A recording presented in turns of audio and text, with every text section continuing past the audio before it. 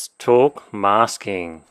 So what a mask is, or in other words, a layer mask, which you can see over here on the bottom right in the layers palette, it conceals or reveals. So for example, as you can see, the white here is revealing what we've done to this levels layer, and the black is concealing. So if I turn that on and off, you can see how it's revealing. I'll click on the options here, and revealing everything in white and concealing everything in the black. Alright, so I'll go ahead and quickly make one of these, just delete that. So all we have to do is create a new levels adjustment layer, and if a mask doesn't come up already, you can just come down and click the masking button once the layer is selected, and all we're going to do is adjust the levels to slightly where we want it. So we want the foreground to be darker, and we're just going to brush away. So I'm brushing away with black to conceal, and see how that kind of disappears?